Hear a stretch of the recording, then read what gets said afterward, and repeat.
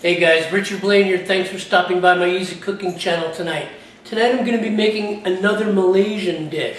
Okay, it seems that I've gotten pretty popular with Malaysian people ever since making nasi lemak. Okay, and I've had some requests for a dish called beef rendang. And I've had about 6 or 7 requests for that dish. But last week I was contacted by a girl in Malaysia named Marsha Lim. And she said, why don't you make some beef rendang? And I'll tell you the truth, if a pretty girl asks me to do anything, I'm gonna do it. Come to find out that as I've explored and researched Malaysian cuisine, it is quite simple, yet quite complex from its history where it comes from. Beef rendang is also called rendang daging, or rendang daging padang, or rendang daging minang, all of which are basically fairly similar recipes. But the dish itself made its way to Malaysia through the Minangkabau people of Indonesia, which I find rather interesting. So traditionally, beef rendang is an Indonesian dish that's made its way through places like Malaysia, Singapore, Brunei, Burma, Thailand, and the Philippines. And each place makes it just a little bit different. So in my research through learning how to make Malaysian sambal and Malaysian curries, and Indian curries, I've come to a place where I'm ready to make beef rendang for you and beef rendang for Marsha. It's going to be a little bit different. Every country makes the beef rendang a little bit differently. Some adding some spices and herbs and some taking some out. The nifty thing about beef rendang is that the rendang process way back when was used as a matter of preserving beef for 4 to 6 weeks. Because what happens is when you cook the rendang in the coconut milk and herbs and spices and make it down dry, it becomes a preservative. Okay, so tonight we're going to be making beef rendang. Let's get going, and as usual with YouTube, I'll see you on the other side. Alright guys, one of the most important factors for making beef rendang curry, okay, is an important component, shredded coconut. Okay, and what I'm doing here is I am toasting some shredded coconut. In Malaysian or in Indonesian they call it kerisik. Okay, and this adds one of the best flavors to the curry itself. Now usually you would use unsweetened coconut, but I couldn't find any unsweetened coconut. Okay, so I decided to use sweetened coconut because the recipe itself calls for 1 to 2 tablespoons of either palm or brown sugar.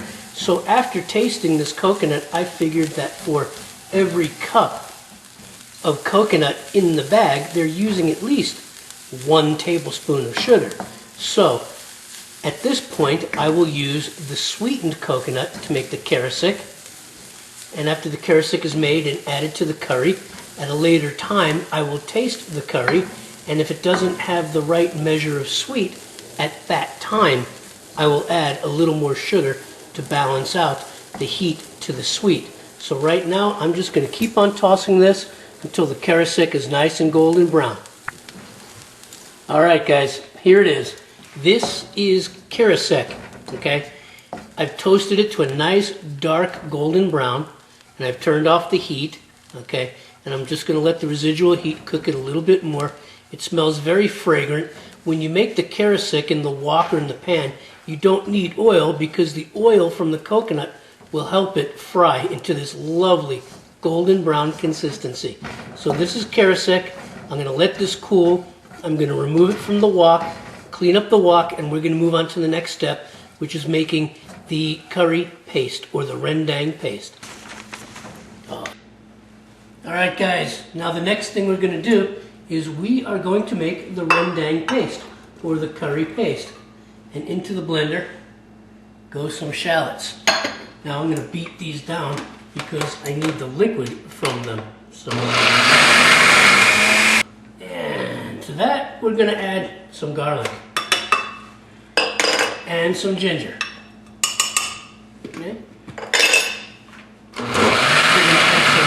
Chilies. Okay. Now, these chilies I've added were dried chilies that I took the tops off and I de-seeded. We're not using these chilies for heat, we're using these chilies for flavor. We're going to add some nuts. Now, I didn't have candle nuts and I didn't have hazelnuts, but I have some Thai chili lime nuts. I'm going to add that with some fennel, some ground coriander, some turmeric, and some cumin, and this will be the base of our curry paste.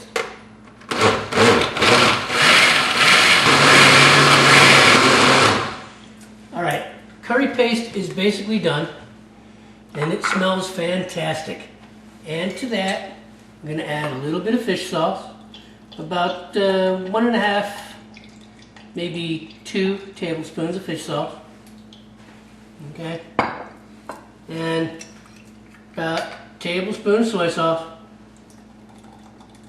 That's about right. And about a tablespoon of thick soy, which is a sweet soy, got a little bit of sugar in it. There we go. Good stuff. And then to that, I'm going to add a little bit of tamarind. Okay, about a tablespoon of tamarind paste. There it is. Okay. And we're going to continue blending this right now.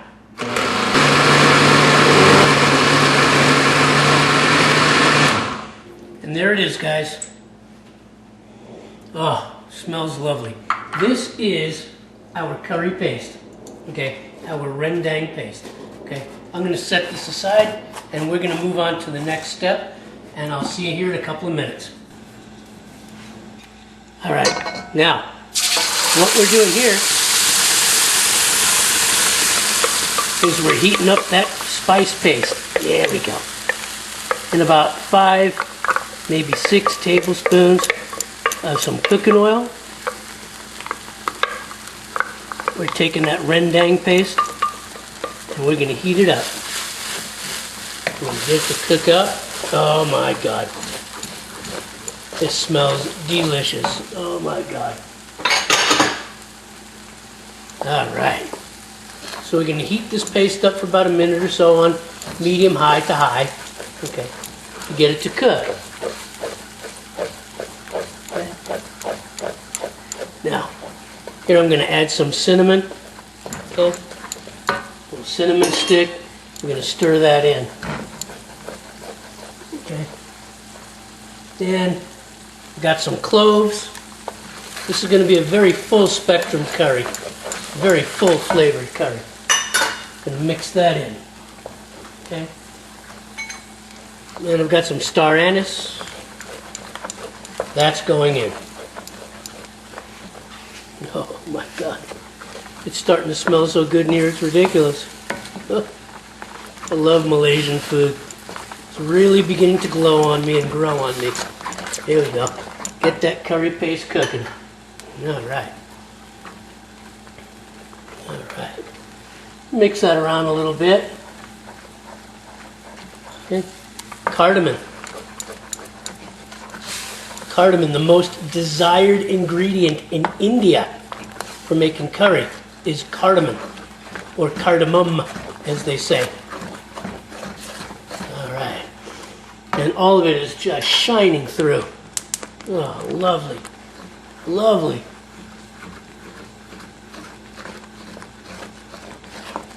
Alright. Oh, this is so delicious.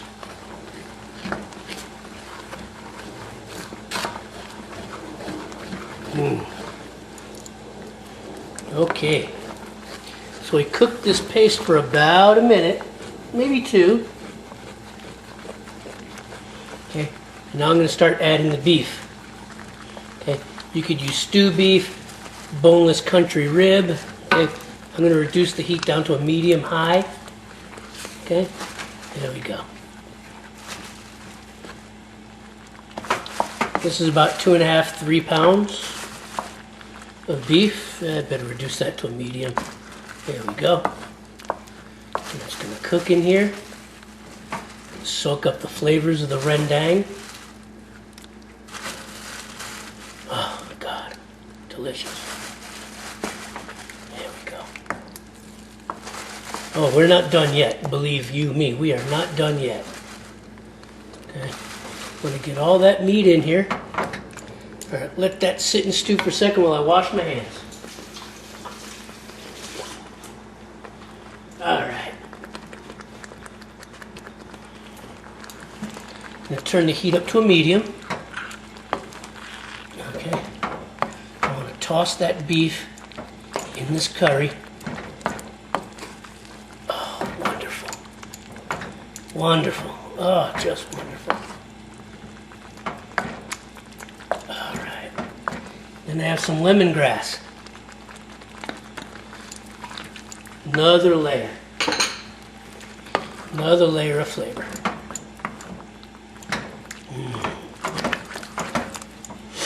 Ah, wonderful. Mix that in here. Let that cook for about a minute. Oh yeah, look at that. Look at that. All right, I'm going to reduce that to a medium again. Get that beef to settle in to the curry. Get it all down. Get it all down. And then I'm going to add coconut milk. Of course.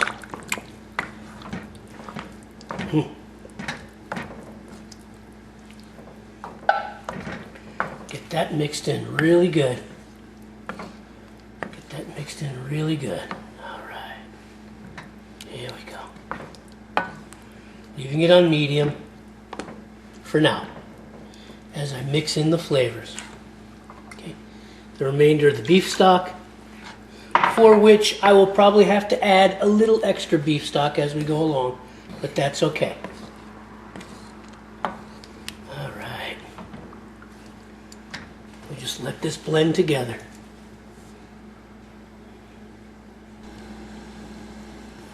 All right, guys.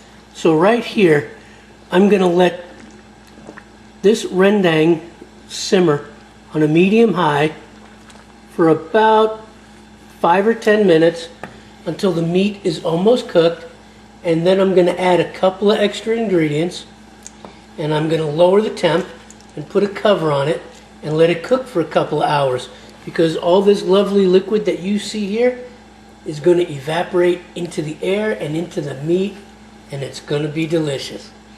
Hang on tight. All right, guys, it's been cooking for about 5 minutes, maybe 8. The meat is almost cooked through. The chili that I used before, the soaked chili, is adding a lovely flavor, and now I'm going to add some lovely heat. All right. Chili flakes with the seeds to get a little heat into this curry. Okay. I do like a little heat.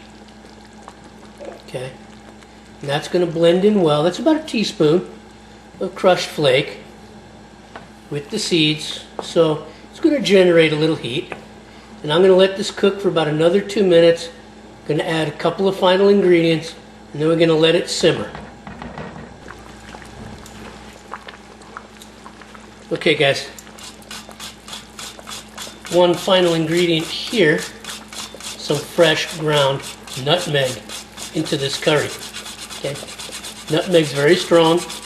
I'm probably going to add about a 1/4 teaspoon right here. It's going to add a layer of flavor that is just delectable to this curry.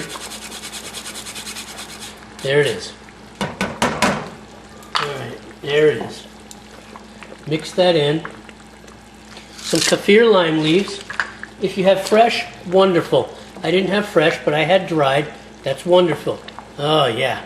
All right. And then guess what? Here's that golden brown coconut, karasik, okay, that we made before. Okay, that gets added into this curry. All right. Gonna break it up. Mix it in. It's going to work as a thickener. Oh, I can smell the kaffir lime leaves. Woohoo! All right. Now, we want to get that karasek in here. Karasek is going to add a lovely creamy flavor. Toasted coconut. Okay. I'm going to turn this down to low. Okay. I'm going to turn this down to low. I'm going to get that fond of the curry off the sides of the wok.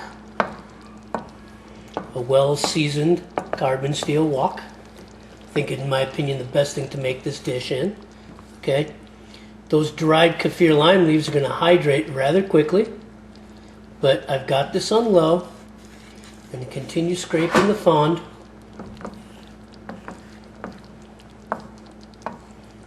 Oh, God. It smells so good in here, it's ridiculous. All right. Now I'm going to take this and I'm going to cover it.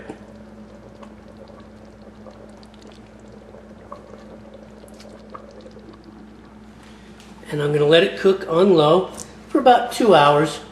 Okay? And we'll be back. All right, guys. One final ingredient's going in, and that's a bay leaf. Heston Blumenthal does that with his beef rendang, and I like Heston Blumenthal. So in goes one bay leaf, and we'll be back in an hour and a half. All right, guys, here it is. Beef rendang cooked after about 4 hours, and all the moisture is just about gone. All that coconut milk and all that beef stock has been evaporated and soaked up into the beef, and it's a nice thick sauce.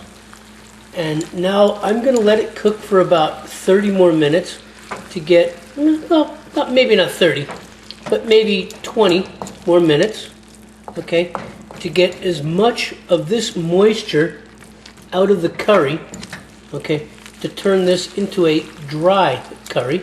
Okay, so I'm going to cook this for about 10 to 30 minutes more on low.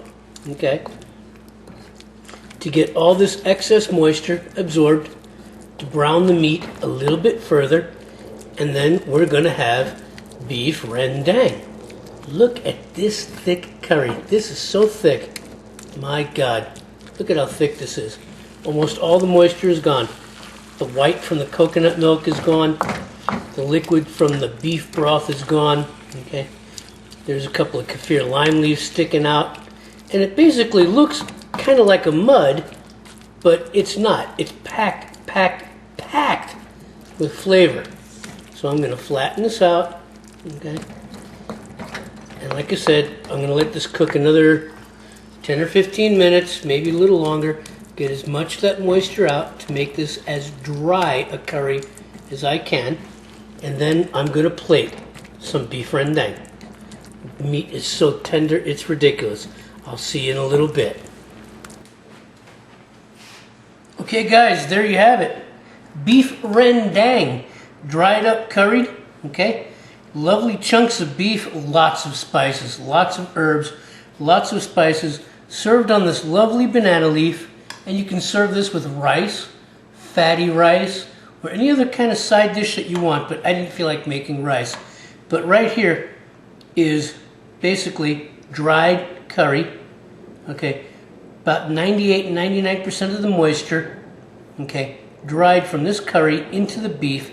It's nice and tender. This is what encompasses curry. I added a little extra sugar because the sweetened coconut wasn't enough. And I added some red chili flake because the chili pods I had were full of chili flavor but not enough heat, so I added heat. But here it is, beef rendang.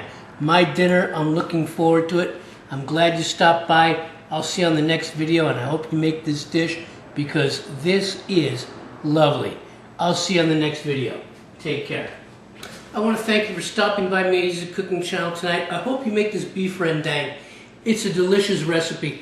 I'm truly getting enamored with Malaysian cuisine. So I hope you try this recipe. The recipe will be printed in the description box. And as usual, I'll see you in the next video. Thanks for stopping by. Take care.